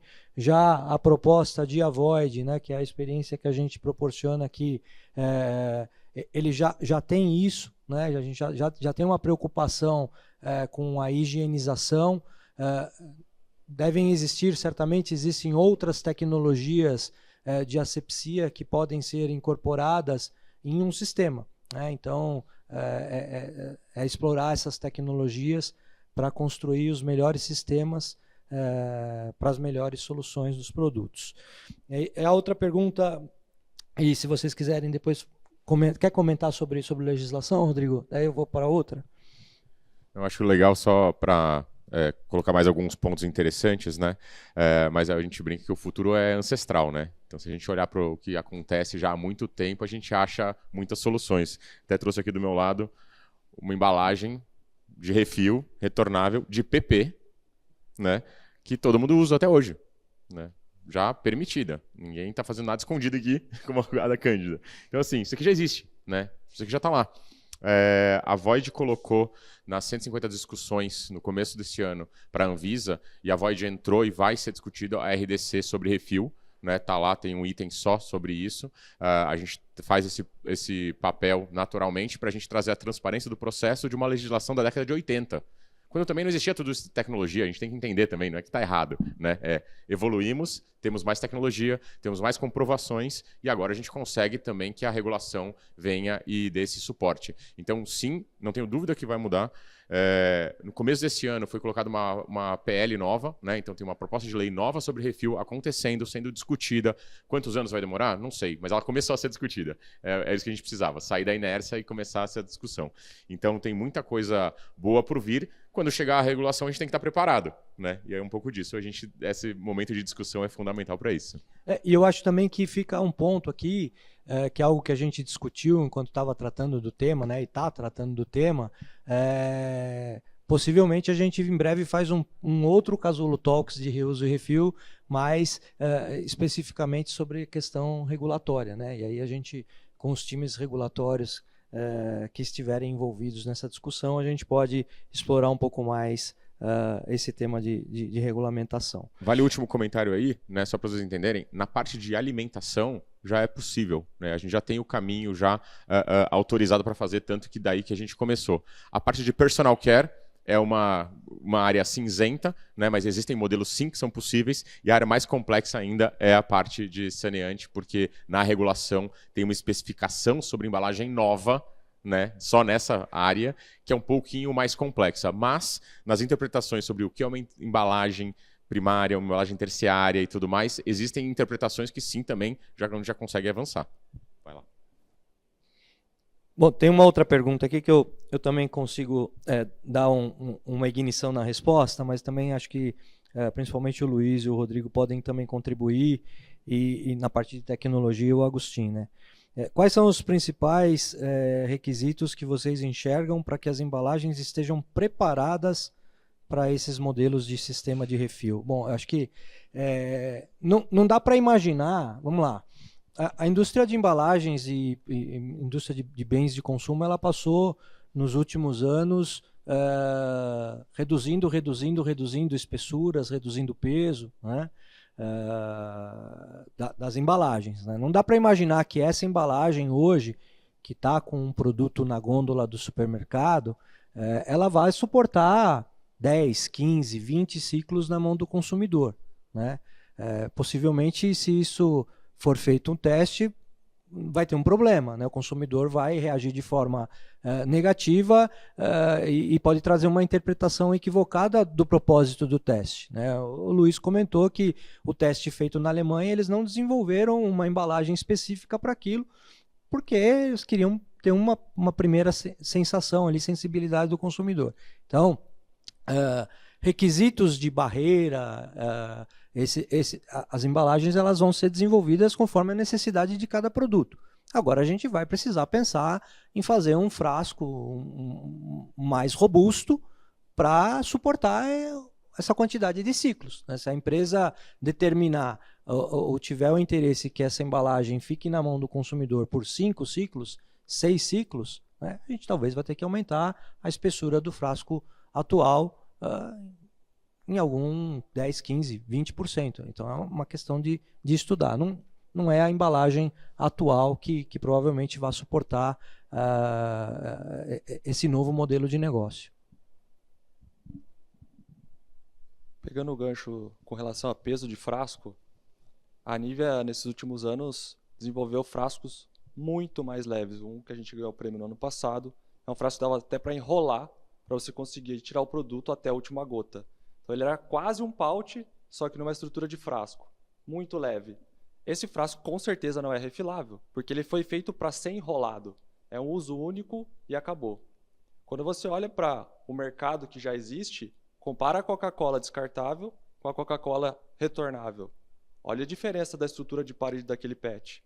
Ela foi desenhada para ir e voltar diversas vezes, não riscar, não quebrar, não perder a propriedade de barreira de gás. Então, é só a gente olhar para o mercado que já trabalhou com isso e ter algumas ideias com relação às necessidades. Por exemplo, o frasco não pode ficar riscando a parede dele por fora toda vez que ele for e voltar. Então, você vai ter que ter uma estrutura de proteção, algum aditivo, para que esse frasco não risque. Porque também é um aspecto visual que traz o apelo do produto. Se o frasco está todo destruído, o consumidor vai ter um aspecto, putz, está sujo, está estragado, o produto não está bom lá dentro. Então, além de ter a proteção para a fórmula, tem que ter o aspecto visual considerado, né?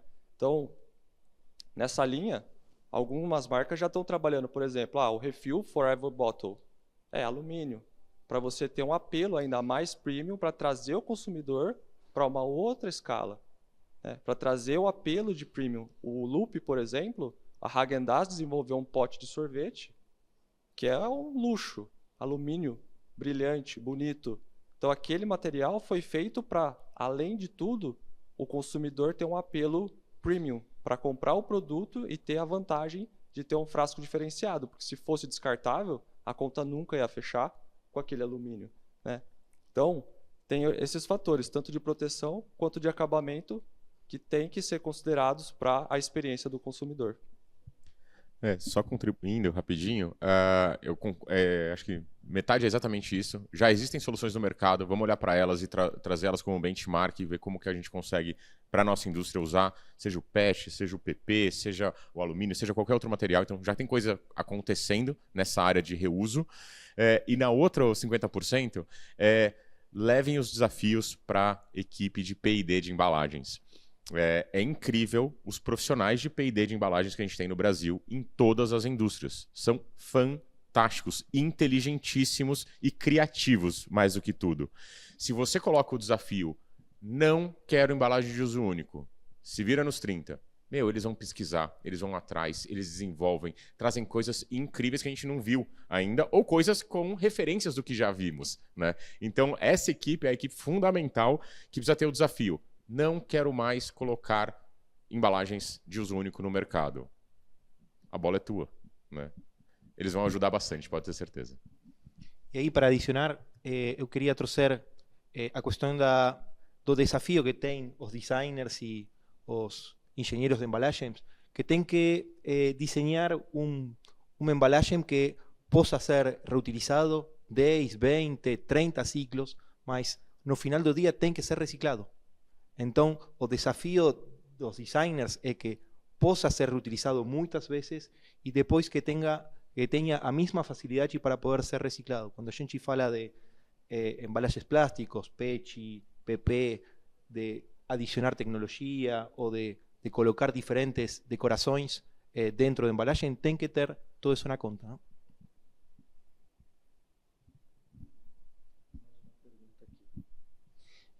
Chegou mais uma pergunta. Essa eu não consigo responder porque eu não conheço esse projeto. Como vocês enxergam campanhas como a Pague Só Líquido do Zé Delivery? Será que as pessoas vão abraçar? Eu não conheço esse projeto talvez o... Então... o Zé Delivery, um projeto chamado Pague Só Líquido do Zé Delivery. Pague Só Líquido, na verdade, é o retornável, a cerveja retornável que você só paga o líquido e você devolve o casco. Então, ela é bem interessante porque a embalagem ela é retirada pelo próprio motoboy que traz. Ou seja, você tem uma conexão que é super complexa de ter, que é a pessoa que vai até a sua casa pegar aquela embalagem, né? Então nada mais é do que a embalagem retornável, né? Hoje você já tem até Corona, que é uma das primeiras long necks retornáveis, você tem a Bujãozinho, né? Aquela 300 ml pequenininha, você tem a 600 ml, que é a retornável antiga que a gente já conhece há muito tempo, e quando você devolve ela, você só paga o líquido, né? Então você tem um desconto ali. A gente volta para a questão, desconto relevante, né? Para você devolver aquela embalagem, porque aquela embalagem vai poder ser lavada e reutilizada, não vai precisar ser feita uma nova embalagem de vidro, né? Mas que eu me lembre é esse o processo. Tá bom. Tem alguém mais o Evandro? Vamos lá, Evandro. Deixa eu levo o microfone para você. É para você, Rodrigo. Bom dia, pessoal. Sou Evandro, do grupo DPSP. Sou responsável por embalagens focado em marcas próprias. Tenho duas perguntas, na verdade. Rodrigo, se você já tem algum piloto focado em personal care, sei lá, uma loção hidratante, algo nesse sentido, seu equipamento está preparado, e especialmente no varejo farma. Nós temos formatos de lojas completamente diferentes, né? Lojas igual tamanho de roupa, né? P, M, G, e tem um desafio de espaço enorme, né? É uma operação complexa. Quando eu olho para o equipamento, existe a possibilidade de tamanhos menores de equipamentos, é um tamanho padrão. Eu tenho perfis de lojas diferentes também, além do tamanho, né? Claro que tem públicos diferentes e mais aderentes. Se a gente pensar lá na frente num piloto, a primeira pergunta que vem é assim, onde eu vou colocar isso na loja? Né? Sem dúvida a área de operações vai questionar isso. Então acho que são essas duas perguntas. Legal, ótimas perguntas. Acho que vou começar pela segunda. A gente olha, na verdade, para um varejo que você vai otimizar muito mais espaço. Porque hoje, seja no seu estoque, seja na sua gôndola, você está com água ali dentro. Você está com muita água, né? E a gente está falando de você reduzir muito, na verdade, quando você coloca... A gente traz o equipamento como sendo 01, né? Porque é o início desse processo, dessa jornada de P&D, mas um futuro onde você tem, na verdade, num mesmo equipamento, diversos itens podendo ser refilados da sua marca. Então esse é um primeiro ponto. Então você substitui muitos produtos no mercado para você simplesmente refilar na mesma máquina vários produtos. E depois de você ter, como a gente fala da tap house, né? Aquela cervejaria artesanal que tem um monte de taps ali, que você, na verdade, vai ter uma loja de refis. Né? Você só vai fazer refil hoje nesse lugar onde você tem as máquinas ou os bicos, vamos dizer assim, diretamente da parede, né? E toda a parte de equipamentos e maquinários e post-mix na parte de trás. Então, o futuro, né, que vem a granel, é você ter, na verdade, um local só para refil, onde você usa tranquilamente 70% menos espaço do que se usa hoje, né? Então esse eu acho que eu acredito e a gente pensa muito nesse futuro. A gente já tem exemplos de perfume, por exemplo, e tem exemplos e aqui a gente traz o primeiro exemplo ainda num pré de shampoo, né? Que é o que a gente vai mostrar aqui, onde a gente pensa em colocar um formato de shampoo. A gente fala que assim, o mais complexo é quando você tem o concentrado, água e gás, né? Quando você não tem o gás, vai ser tudo um pouco menos complexo, acredita na gente. Mas a gente muitas vezes vai precisar fazer, para uma questão de concentração, uma pré-mistura, né? Para você garantir a homogeneidade, garantir consistência, fluidez, né? Então tem algumas coisas que você coloca pré na máquina, você deixa pré-preparado, e aí a máquina tem a inteligência de ter um quantitativo pré-preparado para fazer o fio ali e garantir que esse material está homogêneo, não está decantando, não está nenhum tipo de problema. Então tem um monte de inteligência que você vai construindo nessa máquina, nessa tecnologia que está nascendo agora. Alguém tem mais alguma pergunta? Não? Bom, nós estamos encerrando, nós estamos partindo aqui, caminhando para o nosso encerramento, né? A transmissão online vai se encerrar daqui a pouquinho. Para quem está aqui conosco, e como foi colocado no convite, a gente vai partir ali para uma experiência, né? Para uma demonstração do equipamento protótipo que a gente colocou aqui. Então, acho que Evandro vai poder tirar algumas dúvidas aí, de repente, quem sabe, já não gerar algumas ideias para a gente poder discutir, né? E fica o convite para quem está no online, para que nos próximos Casulo Talks aí estejam conosco presencialmente, porque, sem dúvida nenhuma, ter esse contato de forma presencial é muito mais rico e gera mais conexões, que é um dos objetivos aqui do Casulo também. Então, para a gente poder encerrar, eu queria mais uma vez agradecer a presença de todos aqui, do Rodrigo, do Agustin, da Angelita, do Luiz. Se vocês fiquem à vontade, se vocês tiverem mais algumas considerações, para a gente poder ir para o encerramento. Bom, primeiramente, gostaria de agradecer o convite. É muito bacana para nós poder trazer o nome da companhia. A Beiersdorf não é um nome muito conhecido, o pessoal conhece a marca Nivea, mas o objetivo aqui também é mostrar que a Nivea é parte de um grupo, é uma empresa muito grande que está no mercado há muitos anos e que é a skincare. A gente cuida da pele e a nossa lema também é cuidado além da pele. Então, olhando para o meio ambiente, olhando para todas as metas de sustentabilidade, a empresa é muito focada nisso. O CEO veio com essa agenda muito forte para a sustentabilidade. Então, a pressão hoje para nós, dentro da companhia, as metas estão aí e nós vamos entregar. Vocês estão com a gente ou não estão? É isso que está lá dentro. E aí a gente está muito focado em entregar as metas de sustentabilidade e transformar o mercado para que, no futuro, a gente tenha ainda uma boa condição de viver aqui e o meio ambiente protegido. Obrigado.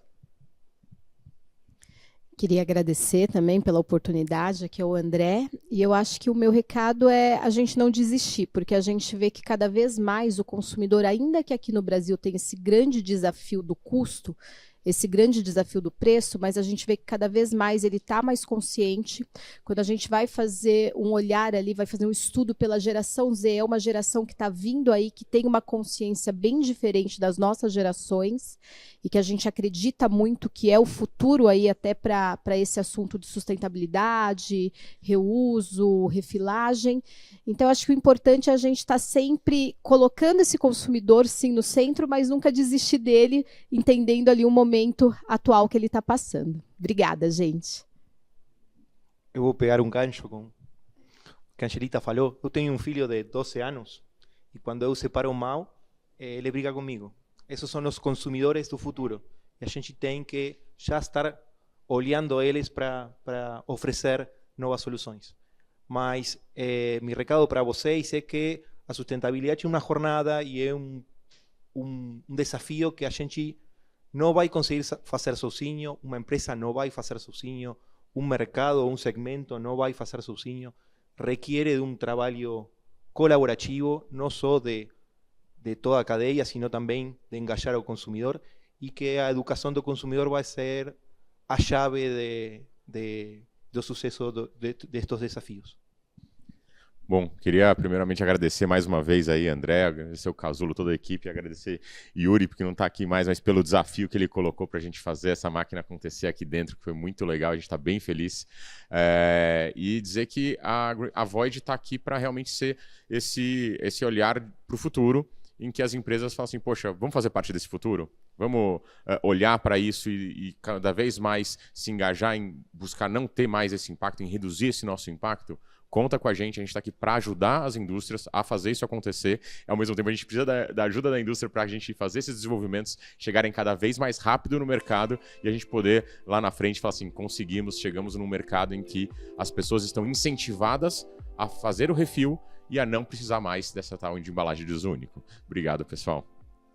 Bom, então estamos encerrando mais uma edição do Casulo Talks. Queria agradecer novamente quem esteve aqui presente conosco, quem está online. Reforçar aqui que isso é super importante para a gente. Está sendo projetado aqui um QR Code para vocês fazerem uma avaliação para as nossas reflexões. Obrigado para quem trouxe as perguntas. São inspirações, são provocações, são discussões que a gente precisa ter. Mais uma vez agradecer aos colegas que participaram aqui, que sim, são entusiasmados com o assunto também. Mais do que isso, né, tem uma série de iniciativas para endereçar o tema junto no mercado. Agradecer também o time do Casulo, Tárcio, Roberto, Romeu, a Juliana, a Heloísa, que contribuíram aqui com os protótipos, com os conteúdos, a Carolina do marketing, que nos ajuda aqui com toda essa estrutura que vocês estão vendo aqui, tá? Muito obrigado, bom dia para todos.